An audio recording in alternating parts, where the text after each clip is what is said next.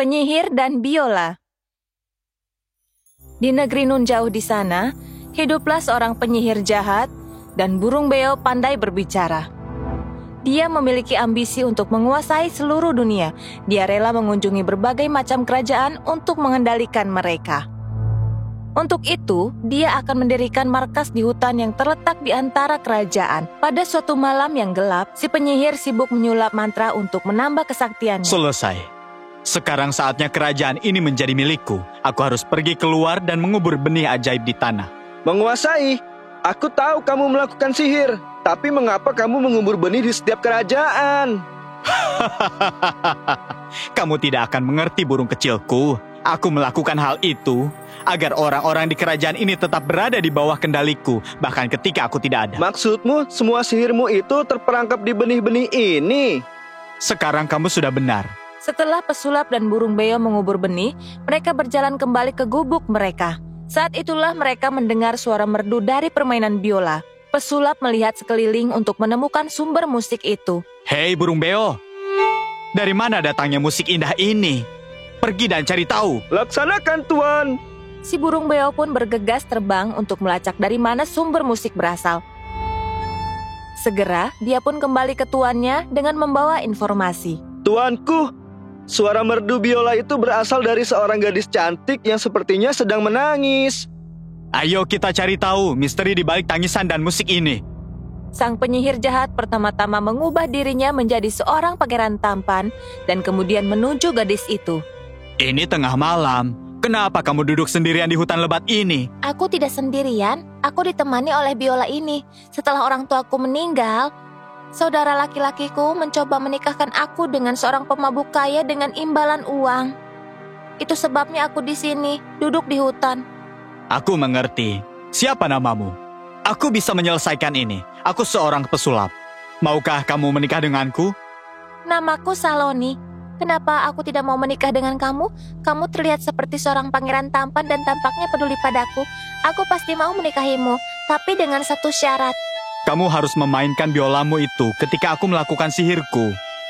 Kenapa tidak? Aku bisa memainkan biola untuk pasangan hidupku sepanjang zaman. Burung beo sangat gembira mendengar akan semua ini. Baik, siapa yang akan menikah?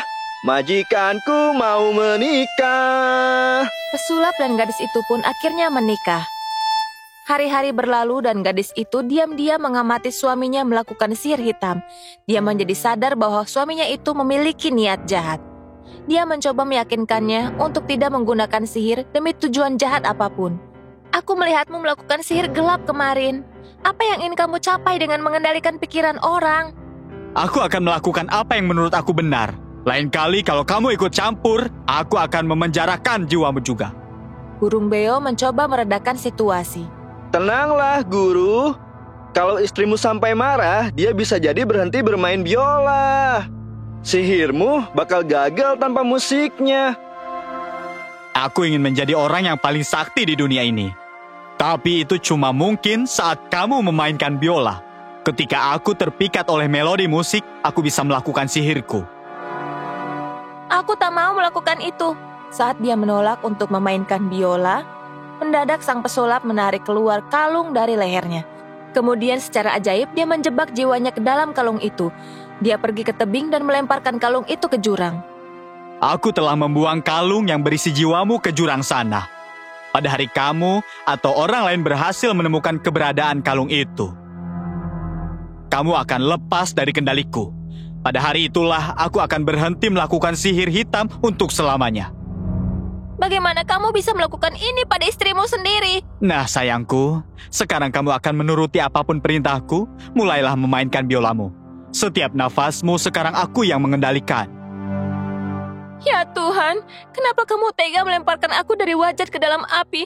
Apa tidak ada orang tulus di dunia yang benar-benar bisa membantuku? Maka sang putri pun menangis. Suatu hari, saat sedang bermain biola, dia melihat sebuah tas di sana. Dia mendekatinya untuk memeriksa. Dia menemukan benih yang tidak biasa di dalamnya. Ketika dia menyentuh salah satunya, benih itu pun mulai bicara. Terima kasih banyak karena telah menyentuhku. Aku telah dikurung oleh penyihir. Sentuhanmu telah melepaskan aku dari kendalinya. Caranya? Penyihir telah menjebak jiwaku. Dia mengancam dan menghancurkan aku jika aku menolak mengikuti perintahnya. Aku tidak punya kebebasan sampai aku bertemu kamu. Tolong beritahu aku kalau kamu membutuhkan bantuan dariku. Saloni pun mulai merenung setelah mendengar benih itu. Jiwaku terperangkap dalam kalung yang tergeletak di suatu tempat di ngarai. Aku akan melemparmu ke ngarai tempat kamu bisa berubah menjadi pohon tinggi. Kalungku akan nyangkut di dahanmu dan dengan begitu aku bisa mengeluarkannya. Tentu, aku akan lakukan persis ucapanmu. Sabar saja sampai hari itu tiba. Keesokan harinya, pesulap dan burung beo melakukan perjalanan ke kerajaan lain. Dan sang pesulap tengah tenggelam dalam pikirannya sendiri. 1 sen untuk pikiranmu? Aku berpikir, mungkinkah Saloni sedang membuat rencana di belakang aku? Ingat, kamu seorang pesulap. Aku yakin kamu punya cara untuk mencari tahu. Tidak terlalu. Aku sekarang bergantung pada biola Saloni untuk melakukan ramalan. Setelah mengatakan ini, si pesulap sibuk dengan pekerjaannya. Di sisi lain, benih tumbuh dengan begitu cepat hingga menjadi pohon yang sangat besar.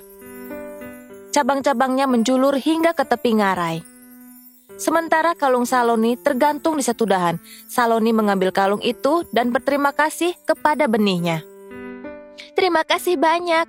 Aku sekarang akan terbebas dari kendali suamiku dan begitu juga kalian semua.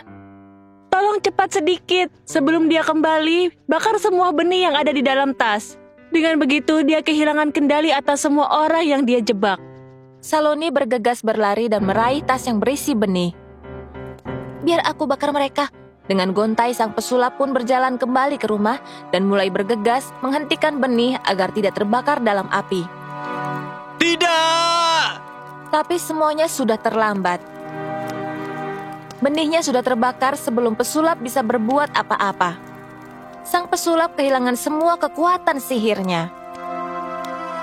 Saloni sekarang terbebas dari kendalinya. Bagaimana kamu bisa melakukan ini? Aku telah kehilangan semua kekuatan sihirku. Apa yang kulakukan sekarang? Saloni menghiburnya dan membuatnya sadar bahwa dunia masih memiliki banyak hal yang ditawarkan. Dia menjelaskan bagaimana mereka masih bisa menjalani hidup normal dan bahagia bersama. Maka pesulap pun berubah untuk selamanya dan keduanya terus menjalani kehidupan yang teratur namun memuaskan. If you enjoyed this story, please like and subscribe our channel and press the bell icon to get future updates. And don't forget to comment. If you enjoyed this story, please like and subscribe our channel and press the bell icon to get future updates. And don't forget to comment.